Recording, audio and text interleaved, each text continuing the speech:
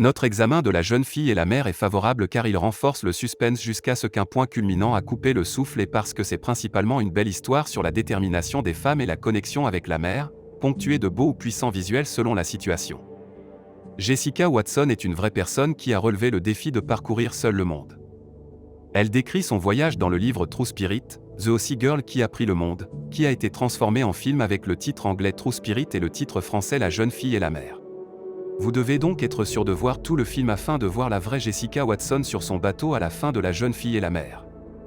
Ce faisant, vous comprendrez pleinement l'exploit créé par l'incroyable aventure de Jessica. Notre évaluation de La jeune fille et la mère est positive car elle a une ambiance familiale et des scènes parfois très intenses qui permettent aux téléspectateurs de vivre l'extraordinaire voyage d'une jeune fille de 16 ans à travers les océans du monde tout en pleurant, haletant et riant parce que le film est sombre.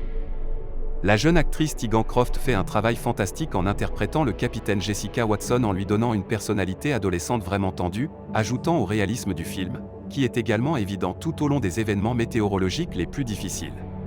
Après un début tendu, le film La jeune fille et la mère s'installe dans une routine familiale et maritime prévisible et dénuée de toute tension lorsque Jessica oublie de mettre ses cheveux en queue de cheval, l'obligeant à utiliser une fourchette pour se piquer.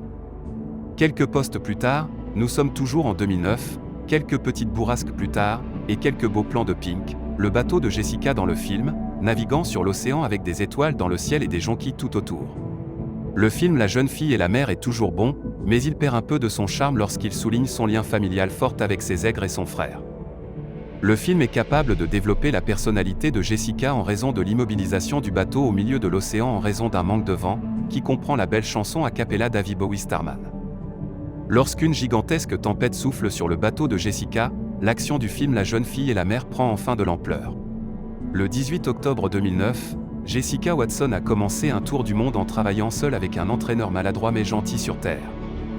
Avec l'utilisation de flashbacks qui montrent la ténacité de Jessica Watson et de magnifiques plans en bord de mer qui montrent la récompense promise par son tour du monde, le film La jeune fille et la mère retrace l'incroyable histoire vraie de Jessica Watson.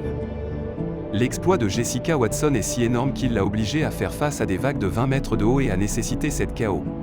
L'excellent film de Sarah Spian, La jeune fille et la mère, présente également un joli portrait féministe de Jessica avec la ligne « Les filles elles doivent tout le temps faire leurs preuves », ce qui est parfaitement logique étant donné que Jessica est dyslexique et doit faire ses preuves à la fois aux hommes et à elle-même.